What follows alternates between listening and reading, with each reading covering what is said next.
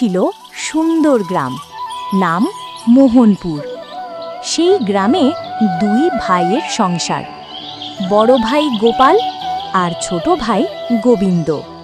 গোপাল ছিল সৎ, পরিশ্রমী আর দয়ালু। অভাবের সংসার, কিন্তু মনে ছিল শান্তি।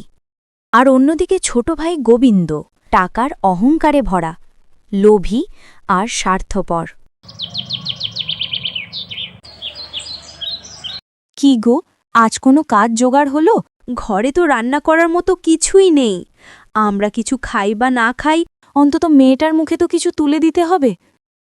কি করব রূপা, গত দুদিন ধরে গ্রামের সব বাড়িতে ঘুরেছি, কেউ আমাকে কোনো কাজ দেয়নি।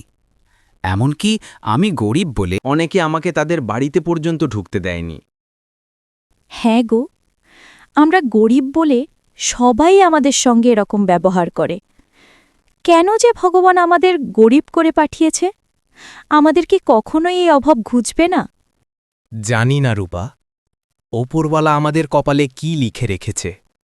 জানি না গো, কিন্তু এখন তো অন্তত মেয়েটার মুখে কিছু তুলে দিতে হবে। তাই বলি কি, তুমি আর একবার যাও, কেউ তোমাকে কাজ দেয় কিনা। না হলে যে আজও আমাদের না খেয়ে থাকতে হবে। হ্যাঁ রূপা, আমি বরং তার আগে একবার ভাইয়ের কাছে যাই। ভাই নিশ্চয়ই খালি হাতে ফেরাবে না।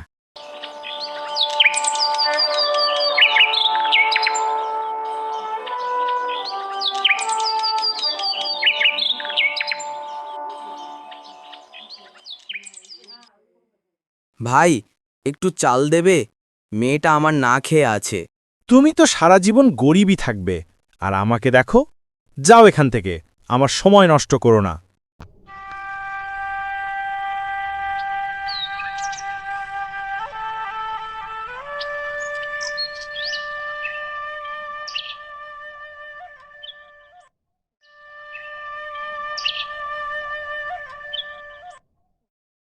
দাদারা, আপনাদের বাড়িতে কোনো কাজ আছে? আমাকে কিছু অর্থ দিলেই হবে, আমি সব কাজ করে দিতে রাজি আছি। আরে রমেশ দা, খবরদার, এই সব ছোট লোকদের কাজে নিও না কিন্তু। কখন দেখবে বাড়ি থেকে সব টাকা পয়সা হাপিস করে দিয়েছে, বুঝতেও পারবে না। না না দাদা, এ আপনি কি বলছেন? আমরা গরিব হতে পারি, তাই বলে আমরা চোর নই। হ্যাঁ হ্যাঁ, তোদের মতো ছোট লোকদের আমি খুব ভালো করে চিনি। ক্ষমা করবেন, আমি চোর নই। গরিব হলেই কেউ চোর হয় না। না জেনেই কাউকে চোর বলাটা ঠিক নয় যে। কি? এখন কি তোর থেকে শিখতে হবে কোনটা ঠিক আর কোনটা ঠিক নয়? আহা নিতাই, চুপ কর না। ওর হয়তো সত্যিই কাজের প্রয়োজন। শোনো ভাই, আমার বাড়িতে কিছু কাজ আছে। তুমি যদি সেগুলো করতে পারো, তার বিনিময়ে আমি তোমায় অর্থ দেব। হ্যাঁ দাদা বাবু, আমি সমস্ত কাজ করে দিতে পারবো। আপনি শুধু বলুন কি কাজ করে দিতে হবে। আমার বাড়ির বাগানটা একটু পরিষ্কার করে দিতে হবে, আর সঙ্গে একটু কাঠ আছে, সেগুলো কেটে দিতে হবে। ঠিক আছে দাদাবাবু, চলুন, আমি এখনই যাচ্ছি আপনার সঙ্গে।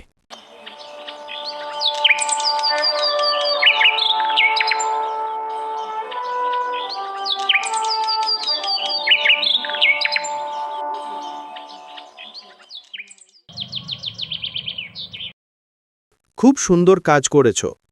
এরপর থেকে যে কোনো কাজে আমি তোমাকেই ডাকব। এই নাও তোমার পারিশ্রমিক। আপনাকে অনেক ধন্যবাদ দাদাবাবু। আর কোনো কাজ থাকলে আমাকে অবশ্যই জানাবেন। এবার আমি আসি তাহলে।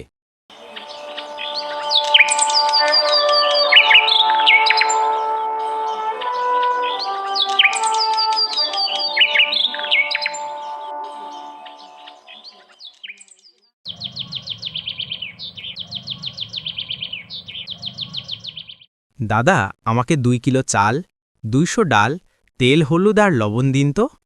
সবই ঠিক আছে, কিন্তু তোমাকে আগে থেকেই বলে রাখি, কোনো জিনিস কিন্তু আমি বাকিতে দিই না। নগদ টাকা দাও, চাল ডাল সব নিয়ে যাও, কেমন? হ্যাঁ হ্যাঁ, চিন্তা করতে হবে না, আমার কাছে টাকা আছে, নগদ দিয়েই জিনিস নেব। কি? একেবারে নগদ টাকাতে? তাও আবার এত জিনিস? কি ব্যাপার, এখন কি চুরি টুরি করা শুরু করেছ নাকি? কি আজে বাজে কথা বলছেন? এই সমস্ত টাকা আমি কষ্ট করে কাজ করে উপার্জন করেছি। এভাবে যে কাউকে আপনি চোর অপবাদ দিতে পারেন না। আচ্ছা ঠিক আছে, এই নাও তোমার জিনিসপত্র।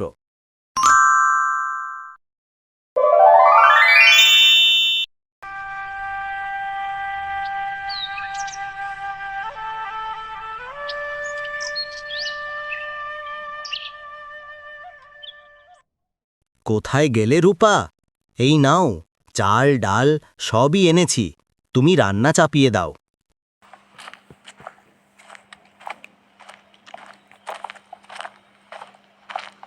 কি গো, তোমাকে দেখি কেমন যেন মনে হচ্ছে। কিছু কি হয়েছে? কি আর বলবো রূপা, আমরা গরিব বলে সবাই আমাদেরকে কিভাবে ছোট করা যায় সেটাই ভাবে। ভগবান যে কবে আমাদের ওপর একটু মুখ তুলে চাইবে। বাবু, একটু জল দেবে? খুব তেষ্টা পেয়েছে। আমার দোরগোড়ায় দাঁড়িয়ে ভিক্ষা চাইছ? যাও, অন্য বাড়ি যাও।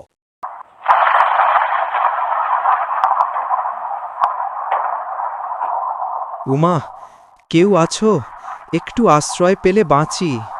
এসে পড়ুন বাবা, ভিজছেন তো, ভেতরে আসুন।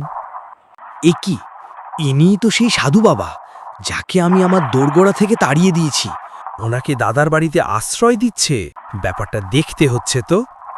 এই নিন বাবা, গরম দুধ আছে, খান। এত আপ্যায়ন! আর এখানে কিছু চাল, ডাল আর কিছু ফল আছে, এগুলোও নিন।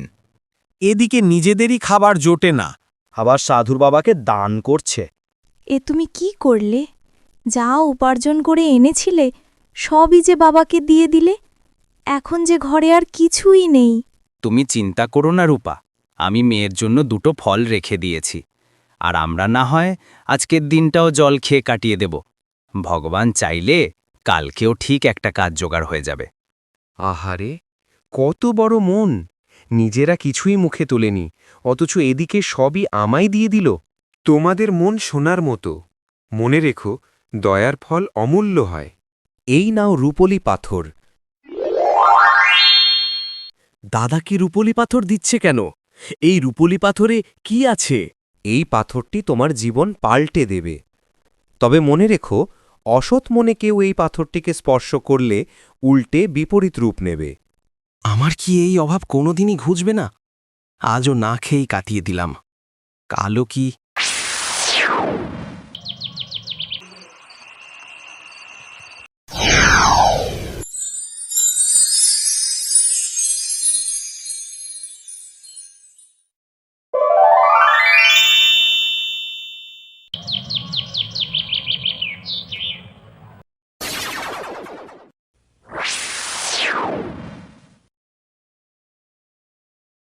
এ কি? এ আমি কি দেখছি? এই বাড়ি কুঁড়ে ঘর থেকে রাজপ্রাসাদ হলো কিভাবে? শুধু তাই নয় রূপা, রান্নাঘরে গিয়ে দেখো, চাল ডাল ফলমূল শাকসবজি সবকিছু দিয়ে রান্নাঘর একেবারে পরিপূর্ণ। কিন্তু এই সব কি করে সম্ভব? সবই এই রূপলি পাথরের জাদু।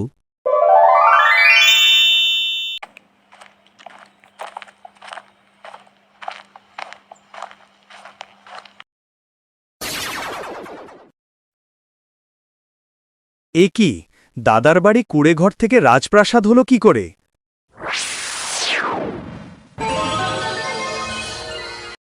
ও, বুঝেছি, সবই নিশ্চয়ই ওই সাধু বাবার জন্য। ওই রূপলি পাথরেই জাদু আছে। আমাকে এক্ষুনি যেতে হবে ওই সাধু বাবার কাছে। আমার ওই রূপলি পাথর চাই চাই।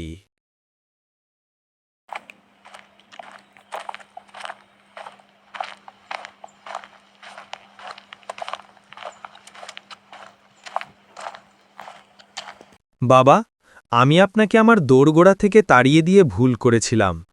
আপনি আমার ঘরে চলুন বাবা, আমি রাজাদের মতো আপনাকে আপ্যায়ন করব। মন পরিষ্কার না হলে যে রাজভোজও বিষ হয়ে যায়। তুমি ফিরে যাও এখান থেকে। আমায় তাড়িয়ে দিলেন তো, এবার আমায় কি করতে হবে সেটা খুব ভালো করে বুঝে গেছি।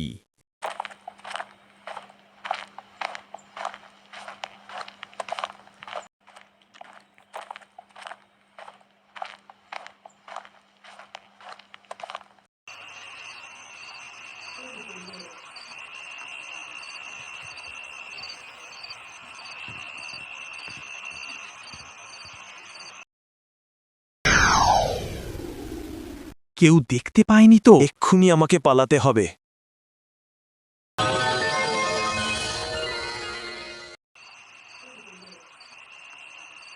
এবার আমি সোনা পাব। এই রূপলি পাথর এখন থেকে আমার ঘরে থাকবে, আর কাল ভোরে উঠে দেখব আমার বাড়ি মস্ত রাজপ্রাসাদে পরিণত হয়েছে।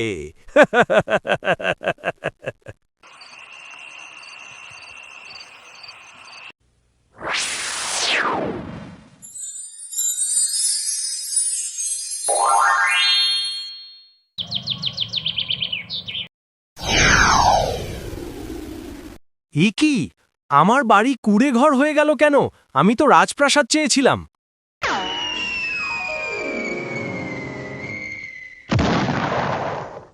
এ আমার কি সর্বনাশ হয়ে গেল! কি করব আমি এখন? আমাকে এক্ষুনি একবার দাদার কাছে যেতে হবে। দাদা, সর্বনাশ হয়ে গেছে দাদা। আমার বাড়ি এখন কুড়ে ঘরে পরিণত হয়েছে। কিন্তু কেন? কিভাবে হলো? আমি তো কিছুই বুঝতে পারছি না। এই রূপলি পাথরের জন্য। কিন্তু এই রূপলি পাথর তোমার কাছে গেল কি করে? আমায় ক্ষমা করো দাদা, আমার ভুল হয়ে গেছে। এই রূপলি পাথর আমি তোমার ঘর থেকে চুরি করেছি। এখন আমি কি করব দাদা? তুমিই পারবে আমার বাড়ি আবার আগের মতো ফিরিয়ে দিতে। এর সমাধান আমার কাছে নেই ভাই, তবে একটি উপায় আছে। আমাদের ওই সাধু বাবার কাছে যেতে হবে।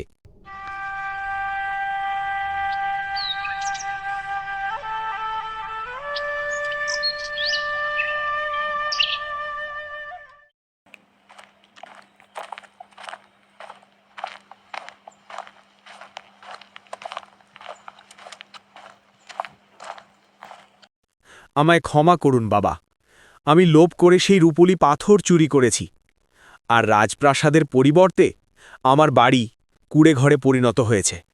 আমার বাড়ি ফিরিয়ে দিন বাবা। লোভে মানুষ নিজের সর্বনাশ ডেকে আনে। তুমি যা করেছ তারই ফল এটা। যে মানুষ অন্যের ক্ষতি চায় সে নিজেই নিজের ক্ষতি ডেকে আনে। তুমি ধনী হয়েও দরিদ্র, আর তোমার দাদা গরিব হয়েও রাজা। আমি ভুল করেছি বাবা। আমি দাদার প্রতি অন্যায় করেছি। আমার দাদা সৎ, আমি স্বার্থপর। আমাকে ক্ষমা করুন। ক্ষমা চাইলে সব পাপ মুছে যায়। যদি মন থেকে অনুতাপ হয় তাহলে বাড়ি ফিরে পাবে।